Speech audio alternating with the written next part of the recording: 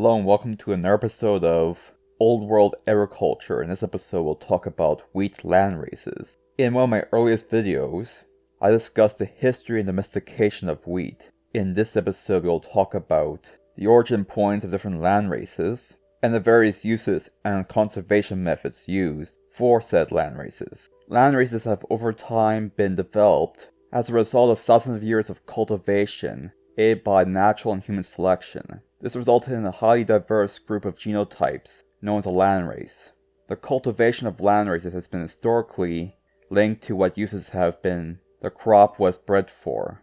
In ancient times, many different species of wheat were utilized to make landraces. In modern days, landraces are typically used as heirlooms and have importance in various traditional cultures that involve wheat. Next, we'll cover the tetraploid and hexaploid wheats that are common today. The common domesticated hexaploid wheats would be emmer, and its close relative, durum. The origin of this domesticated form of the crop is in the Fertile Crescent, specifically in Turkey and eastern Iraq, as well as western Iran. It is in this range that the wild goat grass is found, which was the second parent utilized to breed the hexaploid wheat we know and love, as the tetraploid wheats were sent down south over a trajectory.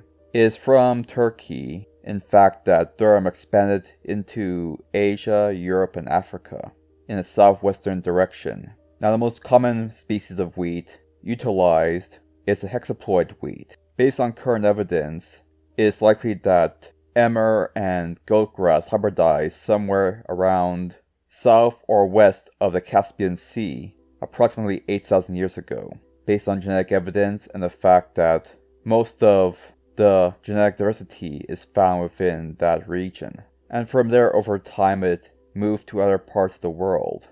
The earliest known appearance of wheat within Europe would be around the early Bronze Age, somewhere between 3300 BC and 1200 BC. Wheat land races, even to this day, are still being raised in much the same way their ancestors raised them. As a result, these land races have higher levels of genetic diversity than modern cultivars.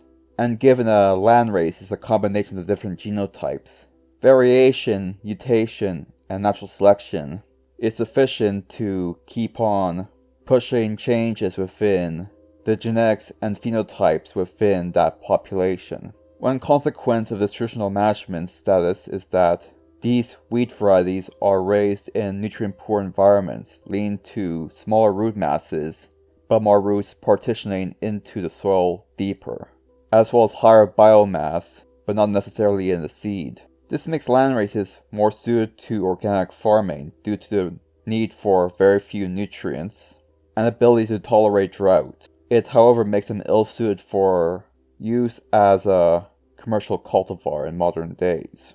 Between the 1970s to 1990s, a great many land races were collected and preserved in various international gene banks. Various other conservation methods have been utilized to maintain on-farm conservation for various farms that still grow this land race. Conservation is most effective in cultures that highly value the land races as part of their traditions. Ethiopia, for instance, has 14 different dishes that rely on the peculiar qualities of certain land races, and these traits are not found in modern cultivars. As such, the land races continue to be grown for that culinary purpose. Various governmental organizations, likewise, act as intermediaries between different groups to trade plant material, both of wild and cultivated origin. The GRIN database, which I'll be utilizing in future videos, is one such database utilized to showcase the information and genetics of different land races and wild specimens and cultivars.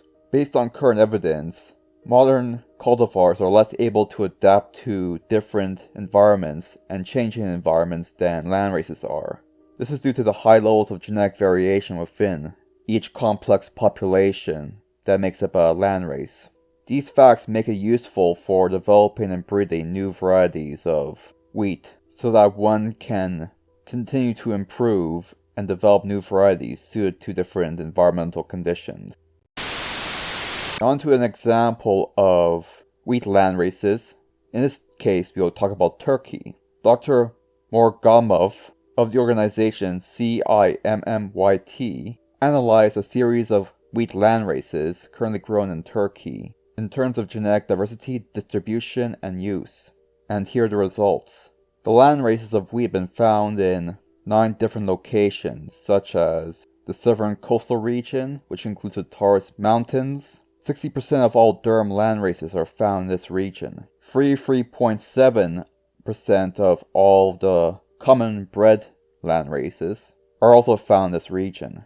Then there's the Aegean region, which includes the Anatolia Plateau, which has 13.5% of the durum wheat landraces, and a high diversity of landraces, although they could not quantify it due to the variety of names within each landrace. Number 3 is the Black Sea region, specifically the Kurugul mountain range. Most of the einkorn varieties are found in this region. The central Black Sea region also has a high number of durum wheat, emmer, and einkorn landraces.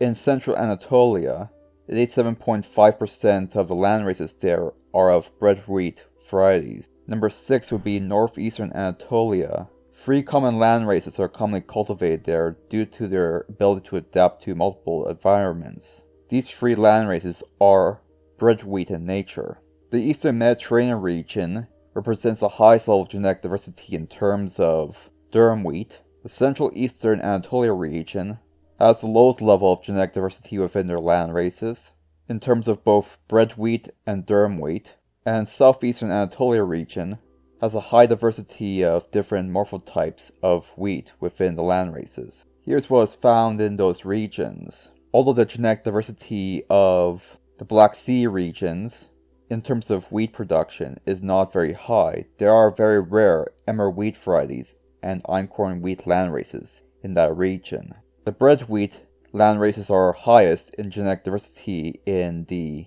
Aegean region, followed by the Mediterranean region. Now on to the genetic erosion of these landraces over time. Dr. Gokul, between 1945 to 1949, provided a detailed botanical description of all the landraces within Turkey. It was found that over 81 landraces existed within Turkey at the time of the 1920s. However, over time, this number reduced to 18. Most of the landraces of spring wheat origin have declined in number due to heavy use of winter wheat in place of spring wheat over time. Some of the rare variants, such as club wheat varieties, have declined from 14.2% to 2.2%. In our current era, bred wheat landraces are the current dominant landraces within the region of Turkey, making up 52.9%, an increase from its previous era use